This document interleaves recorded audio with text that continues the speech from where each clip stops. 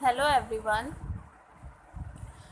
Students, आज इस lecture में हमने अपना नेक्स्ट टॉपिक करना है, दैट इज़ मैथमेटिकल नोटेशन। मैंने आपको इससे पहले लेक्चर में डेफिनेशन समझाई थी कि मल्टीपल रिग्रेशन और मल्टीपल कोरिलेशन और पार्शियल कोरिलेशन हमारा क्या होता है। ठीक है, हमने डेफिनेशन पढ़ी थी कि उनकी डेफिनेशन क्या होती है, क्या मीनिंग होता है।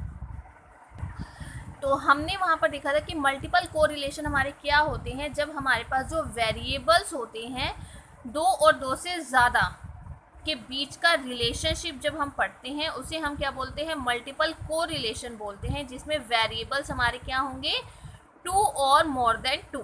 ठीक है, और उनके बीच में रिलेशनशिप हम पढ़ते हैं तो वो हमारे मल्टीपल कोरिलेशन में इंक्लूड हो जाता है। जब हम टू वेरिएबल्स की बात करते हैं तब वो हमारा सिंपल कोरिलेशन होगा। ठीक है, अगर टू और मोर से ज़्यादा हमारे पास हो जाते हैं तो वो हमारे पास क्या आ जाता है, मल्टीपल कोरिलेशन। ठीक है, अब हम उसकी मैथमेटिकल नोटेशन पढ़ेंगे और एक डेरिवेशन करेंगे। देखो, मैथमेटिकल नोटेशन या फिर यूल्स नोटेशन हम उसको बोलते हैं। तो मैथमेटिकल नोटेशन में वो हमें क्या कह रहे हैं, late x1 x2 x3 are the variables. मैंने यहाँ पर 3 वेरिएबल्स लिए हैं and x1 x2 x3 be their respective deviation. तो जो हमारे कैपिटल x1 x2 x3 हैं वो वेरिएबल्स हैं और स्मॉल x1 x2 x3 हमारे क्या हैं, उसके डेविएशंस हैं from means x1 bar x2 bar and x3 bar. तो मैंने ये टर्म्स लेट की हैं। Now suppose the equation to regression plane of x1 on x2 and x3। मैंने यहाँ पे सपोज की है अपनी एक इक्वेशन। कौन सी इक्वेशन सपोज की है मैंने बेटा, रिग्रेशन प्लेन की इक्वेशन को मैंने सपोज किया है x1 के लिए जो x2 और x3 पर बेस्ड है। ठीक है, ध्यान से देखो कि यहाँ पे हम सपोज कर रहे हैं अपनी इक्वेशन रिग्रेशन प्लेन की। ठीक है, जो रिग्रेशन हमने पढ़ा था, रिग्रेशन प्लेन की हम इक्वेशन को सपोज कर रहे हैं। तो regression plane of x1 on x2 and x3। तो मैंने इक्वेशन क्या सपोज किया, देखो x1 equal a plus b 12.3 x2 plus b 13.2 x3। बेटा ये तो यहाँ पर सफिक्स में है और x2 यहाँ यहाँ पे वेरिएबल है जो इनके साथ लिखा हुआ है, यानी कि हम इनको एक डेविएशन लेकर चल रहे हैं। देखो, मैंने इनकी वेरिएबल्स की डेविएशन x1 x2 x3 लेकर चली थी ना, तो ये मेरा सफिक्स में है और ये मेरी डेविएशंस हैं। तो आप ये मत समझना कि ये साथ साथ लिखे हैं, बेटा ये साथ में नहीं लिखे हैं, ये सफिक्स में लिखा है b के और ये साथ में मल्टीप्लिकेशन में। तो आप इसको ना समथिंग ऐसे समझो, b12.3 x2 ये ऐसे लिखा हुआ है। ठीक है ना, तो शायद मेरी राइटिंग के अकॉर्डिंगली आपको थोड़ी कन्फ्यूज़न ना हो जाए। तो बेटा आप लोगों को इसको ऐसे लिखना है कि b ये सफिक्स में है 12.3 और x2 आपका b के साथ मल्टीप्लिकेशन में है। ठीक है ना, तो आपको ये इक्वेशन ऐसे लिखनी है। तो मैंने इसको इक्वेशन नंबर 1 कंसिडर कर लिया है। Here b12.3 and b13.2 are the regression coefficient. ये दोनों आपके पास क्या है, रिग्रेशन कोफिशिएंट हैं जो हमने पहले यूनिट में पढ़े थे। और a आपके पास यहाँ पर क्या है बेटा, कोई एक कांस्टेंट वैल्यू है। Now we may suppose that all the variables are measured from their respective mean. हमें पता है कि जितने भी हमारे वेरिएबल्स होते हैं वो मेज़र किए जाते हैं उनके मीन्स के साथ। तो अगर मैं उसके एक्सपेक्टेड डेविएशन देखती हूँ तो तीनों ही मेरे किसके इक्वल होंगे बेटा, 0 के इक्वल होंगे। और कांस्टेंट है, कांस्टेंट भी इक्वल्स टू किसके मैं लेकर चल रही हूँ, 0 के। तो यहाँ पर हमने जनरली क्या किया कि हमने सपोज किया है कि जो मेरे वेरिएबल्स हैं अगर मैं उनको मेज़र करती हूँ उनके रेस्पेक्टिव मीन्स के साथ, जो उनकी एक्सपेक्टेड डेविएशंस होंगी वो किसके इक्वल होती है बेटा, 0 के इक्वल होती है। ठीक है ना, तो ए बी किसके इक्वल होगा, 0 के। तो अगर मैं ये सारी की सारी टर्म्स इक्वेशन नंबर 1 में पुट करती हूँ तो मेरी इक्वेशन नंबर 1 क्या हो जाएगी, x1 ए तो क्या हो जाएगा 0, ये दोनों यहाँ पर लेफ्ट रह जाएंगे। So this is your equation number 2।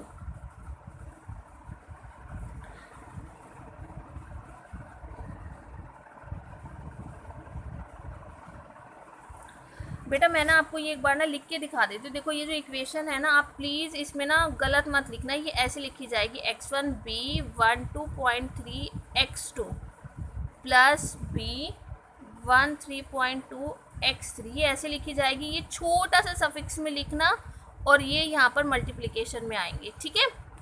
तो प्लीज़ ये लिखने में गलती मत करना, क्योंकि अगर लिखने में गलती होगी ना तो आपको एग्ज़ाम में मार्क्स नहीं मिलेंगे। ये मेरी छोटी राइटिंग की वजह से ना ये दोनों ना साथ में लिखे हुए नज़र आ रहे हैं, लेकिन ये साथ में नहीं है, ये सफिक्स में है टर्म और ये मल्टीप्लिकेशन में है, ठीक है। तो हमारे पास इक्वेशन नंबर 1 ये आ जाएगी, इसको मैंने क्या मान लिया है, equation number 2। Now we write, मैंने क्या किया यहाँ पर, x1 की जगह क्या लिखा है, E1.23 और राइट हैंड साइड मेरे पास क्या है, एज इट इज़ है। ऐसा मैंने क्यों किया, मैंने यहाँ पे क्या किया, we say that it is expected value of x1। मैंने x1 की ये एक्सपेक्टेड वैल्यू मान ली है when x2 and x3 are given. देखो मैंने आपको डेफिनेशन में क्या समझाया था कि अगर हमारे पास पॉइंट के इधर वाली जो टर्म है वो आपकी डिपेंडेंट है और ये दोनों क्या हैं, आपकी इंडिपेंडेंट वेरिएबल्स हैं। तो यहाँ पे हम पढ़ रहे हैं कि हम एक्सपेक्टेड वैल्यू ऑफ x1 की पढ़ रहे हैं, जिसमें x2 और x3 आपको क्या होंगे, गिवन होंगे। So the error in x1 is, अगर मैं इनका एरर निकालती हूँ तो एरर कैसे आएगा, जब मैं x1 को इसके साथ क्या करूँगी, माइनस, तभी मुझे एरर का पता चलेगा कि अगर x1 की वैल्यू है और उसकी एक्सपेक्टेड वैल्यू को अगर मैं माइनस करती हूँ तो जो भी मुझे टर्म मिलेगी वो मेरी क्या होगी, इनकी एरर होगी। तो मैंने यहाँ पर सिंपल क्या करा है, डेफिनेशन लगाई है कि अगर मुझे एरर निकालनी है x1 की, तो x1 की एरर कैसे हम निकालेंगे, x1 में से उसी की ही एक्सपेक्टेड वैल्यू को हम क्या करेंगे, माइनस करेंगे, ठीक है।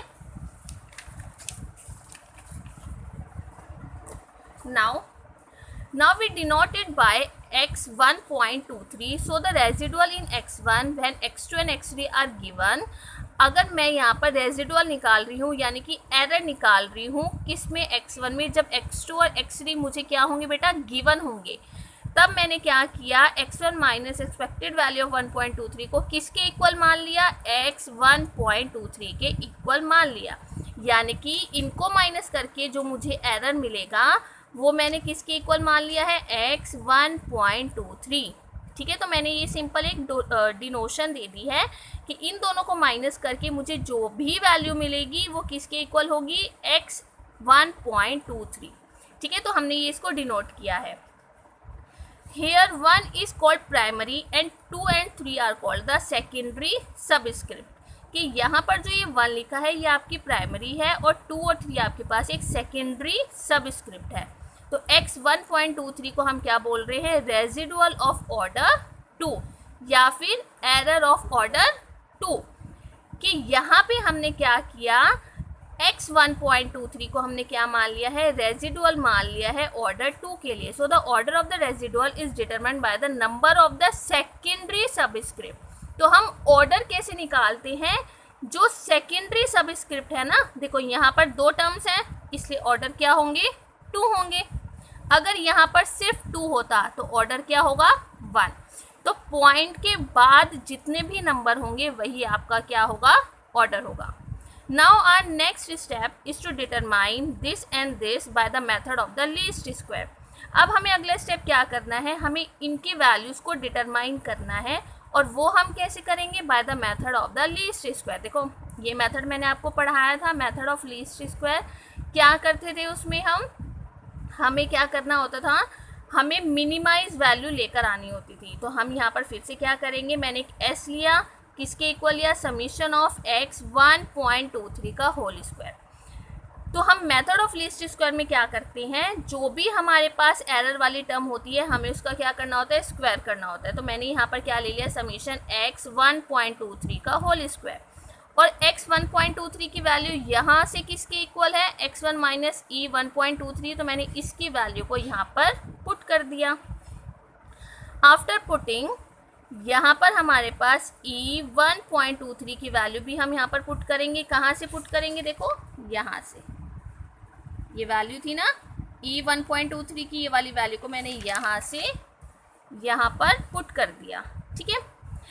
सेकेंड स्टेप हमारा क्या होता है, मेथड ऑफ लीस्ट स्क्वायर में हम s की जो भी वैल्यू होती है हमने उसको क्या करना है, पार्शियली डिफ्रेंशिएशन करना होता है, और इक्वल्स टू किसके रखना होता है, 0 के। तो आपने क्या करना है बेटा, ये आपकी s की इक्वेशन है, आपने इसकी क्या करनी है, डिफ्रेंशिएशन करनी है। एक बार with respect to the B12.3, एक बार हमने विद रिस्पेक्ट टू B13.2, और डिफ्रेंशिएशन करने के बाद आपको इक्वल्स टू 0 के उसको पुट करना है।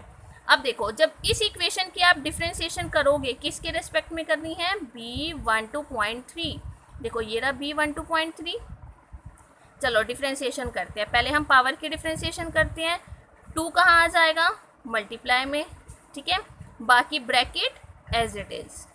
इसके रिस्पेक्ट में कर रहे हो तो इसकी डिफ्रेंशिएशन क्या हो जाएगी? 1, और साथ में क्या है? कोफिशिएंट x2, तो x2 कहाँ आ जाएगा? मल्टीप्लाई में, और माइनस का साइन भी कहाँ आ जाएगा? साथ में। ऐसे ही करते हैं ना डिफ्रेंशिएशन। अगर मैं इसके रिस्पेक्ट में कर रही हूँ तो इसकी डिफ्रेंशिएशन क्या हो जाएगी? 1, और x2 क्या है इसका? कोफिशिएंट, तो x2 कहाँ आ जाएगा? मल्टीप्लाई में। तो ये आपकी क्या हो गई? डिफ्रेंशिएशन। किसके रेस्पेक्ट में? B12.3 के रेस्पेक्ट में, और मैंने उसको इक्वल्स टू 0 के पुट कर दिया। अब मैं सेम इसी इक्वेशन को किसके रेस्पेक्ट में डिफ्रेंशिएट कर रही हूँ? B13.2। अगेन पहले पावर कहाँ आ जाएगी? मल्टीप्लाई में। फिर मैं इसके रेस्पेक्ट में डिफ्रेंशिएट कर रही हूँ तो इसकी डिफ्रेंशिएशन क्या हो जाएगी? 1, और साथ में कोफिशिएंट क्या है? x3, तो x3 कहाँ आ जाएगा? मल्टीप्लाई में, और बाकी ब्रैकेट एज इट इज़। तो इसकी भी डिफ्रेंशिएशन किसके इक्वल हो जाएगी बेटा? 0 के। तो इसकी डिफ्रेंशिएशन ये रही, और इसकी डिफ्रेंशिएशन ये रही। दोनों की डिफ्रेंशिएशन फाइंड आउट करके मैंने उनको इक्वल्स टू 0 के पुट कर दिया, ठीक है। Now on simplification of the above normal equation we get, हमने क्या करना है? हमने अब इनको सिंप्लीफाई करना है। सिंप्लीफाई कैसे करेंगे? अब देखो ये -2 है ना, मल्टीप्लिकेशन में है, जब इधर ले जाऊंगी तो डिवीज़न में हो जाएगा, तो ये क्या हो जाएगा? 0। यहाँ पर भी -2 मल्टीप्लिकेशन में है, जब इधर ले जाऊंगी तो क्या हो जाएगा? 0। तो मेरे पास क्या इक्वेशन लेफ्ट रह जाएगी?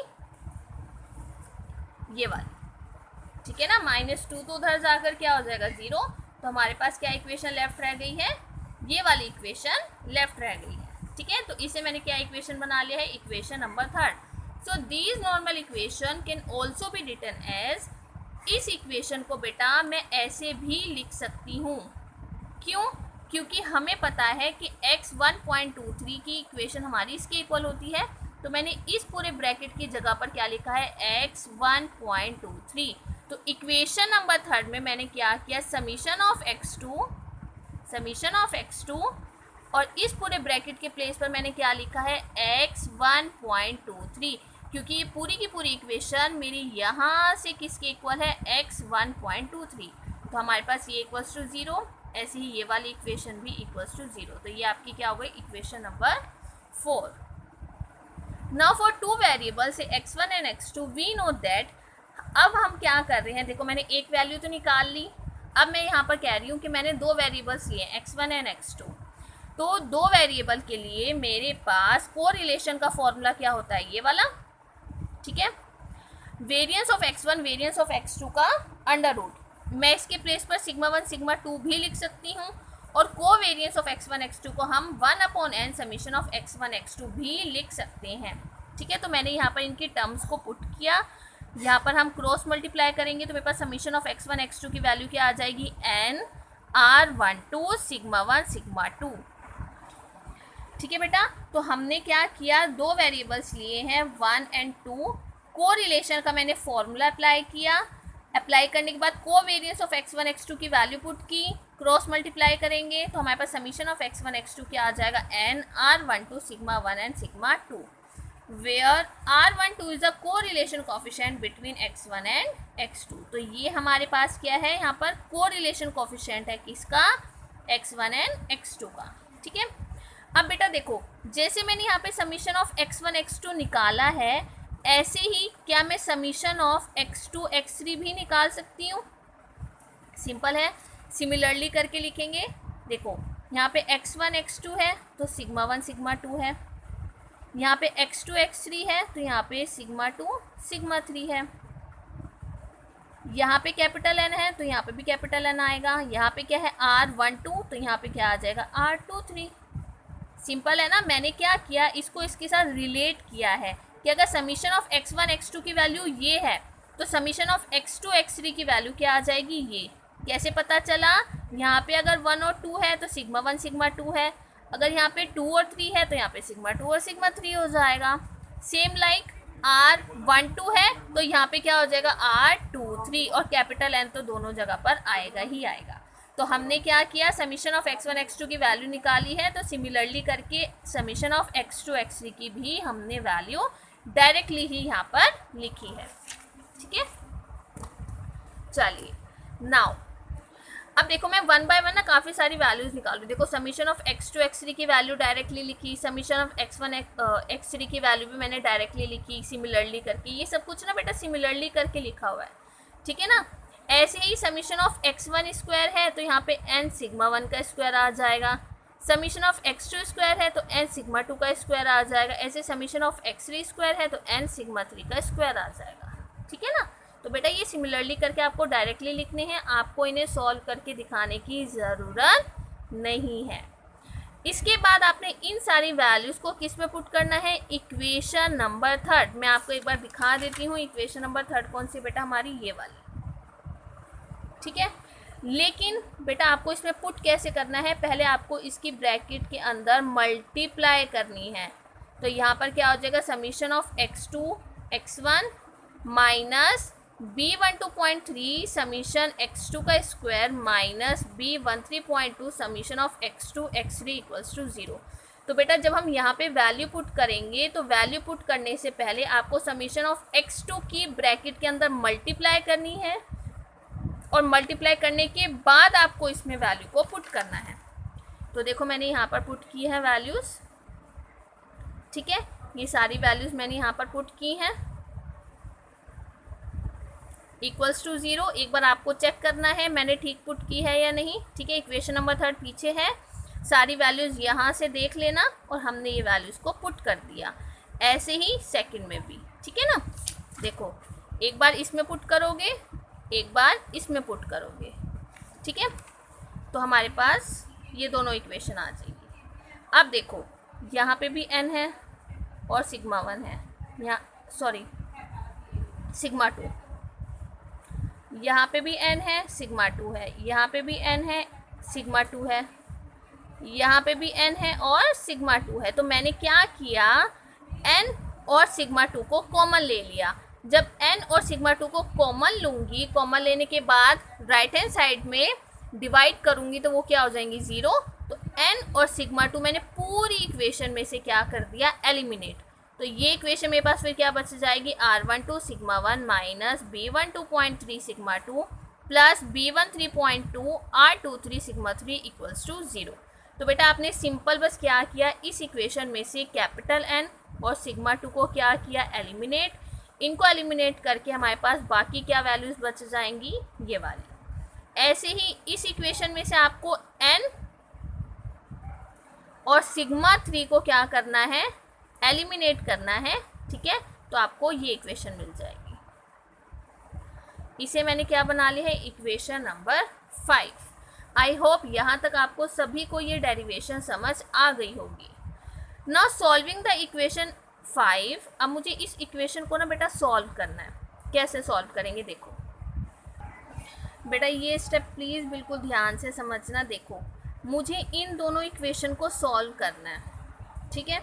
कैसे करेंगे, देखो क्रॉस मल्टीप्लिकेशन मेथड सबने पढ़ा हुआ है, वही अप्लाई करेंगे। कैसे करेंगे, देखो मुझे वैल्यू निकालनी है B12.3 के लिए। कैसे निकालूंगी, देखो इस इक्वेशन में ये रही B12.3, ये रही B12.3। क्या करेंगे हम, न्यूमरेटर में आपने क्या करना है बेटा, ध्यान से देखो। न्यूमरेटर में आपने क्या करना है, इस वाली वैल्यू को छुपा दो। छुपा दी। यहाँ पे क्या है, R12 सिग्मा 1 R13 सिग्मा 1, ये लिखा। ऐसे ही इसके लेफ्ट हैंड साइड ये वैल्यू है, इसके राइट हैंड साइड ये वैल्यू है, ठीक है ना। तो यहाँ पे देखो B वाली वैल्यू तो हम नहीं लेकर चलेंगे, क्योंकि उसके लिए तो वैल्यू निकाल रहे हैं ना, तो ये हमें कंसिडर नहीं करनी है। हमें सिर्फ क्या कंसिडर करना है, R23 सिग्मा 3 और सिग्मा 3, ये दोनों ये लिखी होगी, ठीक है बेटा। तो हमने सिंपल क्या किया, जब मुझे इसके लिए वैल्यू को सॉल्व करना है तो न्यूमरेटर में मैं क्या करूँगी, इसको हमें छुपाना है। इसके लेफ्ट हैंड साइड में जो वैल्यू है वो यहाँ पे आ जाएगी फर्स्ट कॉलम, इसके राइट हैंड साइड में जो वैल्यू है वो कहाँ आ जाएगी, सेकंड कॉलम, ठीक है ना। और ये आपके पास क्या है, डिटर्मिनेंट का साइन, 12th में पढ़ा था ना मैट्रिक्स और डिटर्मिनेंट।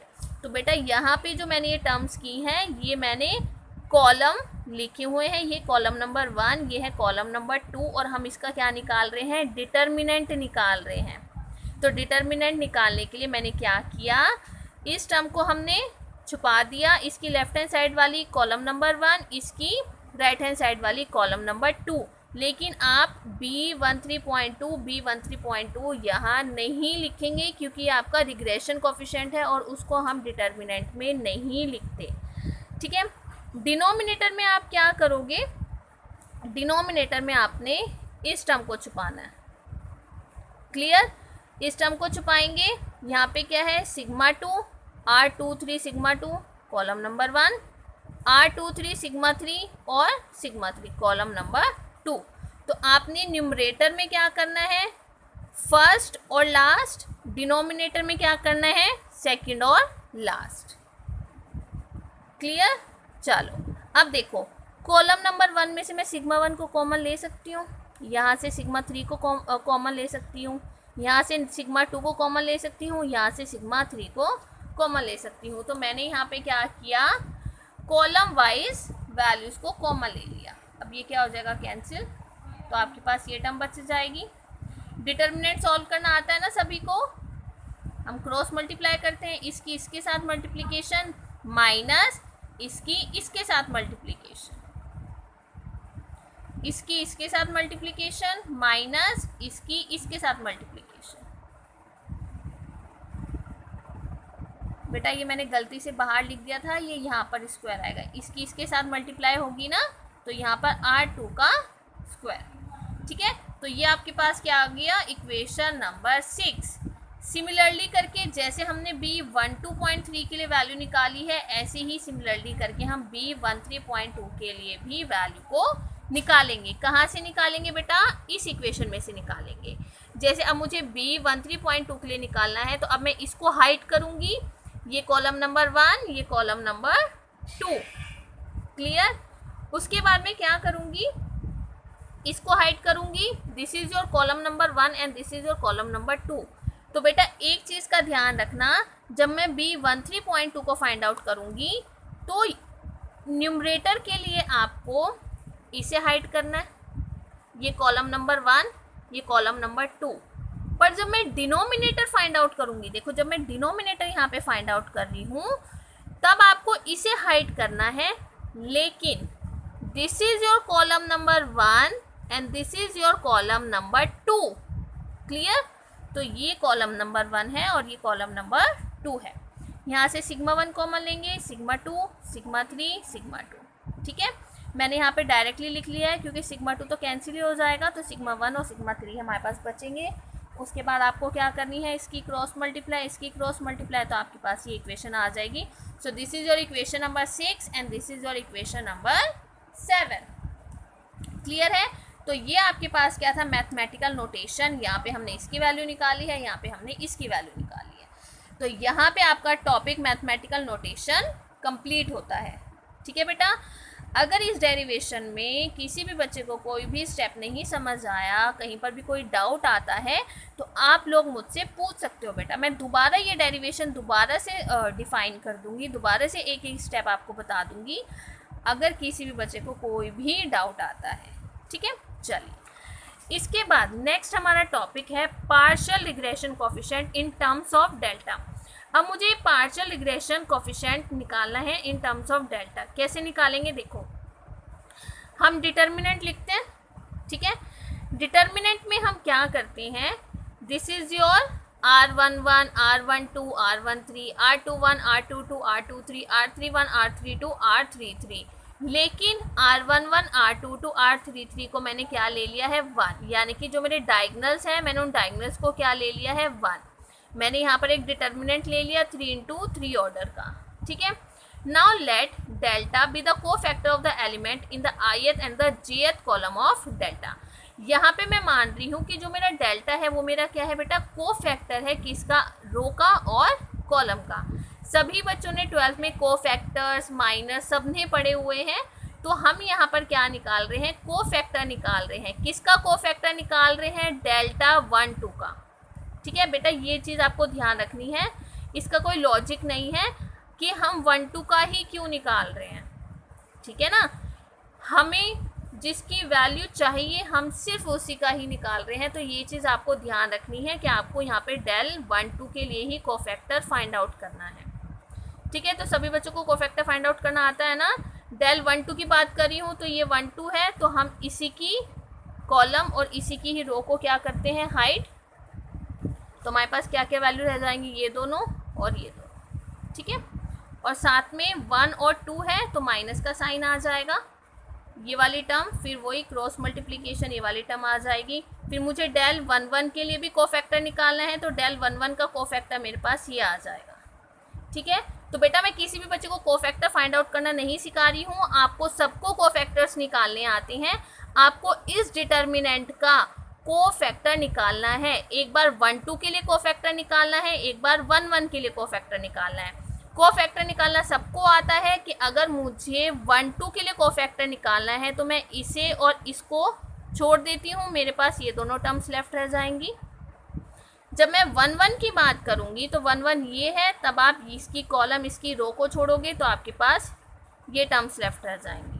ठीक है, फिर आपको इनको सॉल्व करना तो आता ही है, क्रॉस मल्टीप्लाई करके आपके पास ये वैल्यू आ जाएंगी। अब देखो ये मैंने क्यों निकाला, अब यहाँ से देखो ये वाली जो वैल्यू है और ये वाली जो वैल्यू है, देखो आपने जो भी यहाँ पे वैल्यू फाइंड आउट की है ना, ये वाली देखो। ठीक है ना, तो इनकी वैल्यूज हमारी यहाँ से किसके इक्वल आ गई है बेटा, डेल 1 2 के, और यहाँ पे डेल 1 1 के। तो मैंने यहाँ पर क्या किया, इनकी वैल्यूज को इक्वेशन नंबर 6 और इक्वेशन नंबर 7 में पुट किया। तो after putting the values of this in equation number 6 and 7, तो मेरे पास B12.3 की वैल्यू ये और इसकी वैल्यू ये आ जाएगी। तो आपने उसकी वैल्यू को बेटा यहाँ पे और यहाँ पे पुट करना है। तो पुट करने के बाद आपको ये वाली वैल्यूज़ मिल जाएंगी। जब मुझे ये वाली वैल्यूज़ मिल जाएंगी, ये वैल्यूज़ फाइंड करने के बाद आपको इन वैल्यूज़ को किस में पुट करना है, अपनी सबसे पहले वाली इक्वेशन में। कौन सी वाली, ये वाली। क्लियर है, इसकी वैल्यू फाइंड आउट हो गई, इसकी वैल्यू फाइंड आउट हो गई, यहाँ पे हम पुट करेंगे। तो जब हम यहाँ पे पुट करेंगे तो हमारे पास इक्वेशन क्या आ जाएगी, ये वाली। क्लियर है बेटा, तो आपने क्या करना है, इन दोनों की वैल्यूज़ को पुट करना है। पुट करने के बाद आपको ये इक्वेशन मिल जाएगी। इस इक्वेशन में से सिग्मा 1 मैंने कॉमन ले लिया, डेल्टा 1 1 मैंने कॉमन ले लिया, तो ये वाली वैल्यू लेफ्ट रह जाएगी। फिर क्रॉस मल्टीप्लाई करोगे तो ये दोनों क्रॉस मल्टीप्लाई करके कहाँ चले जाएंगे, लेफ्ट हैंड साइड, ये इक्वेशन बन जाएगी।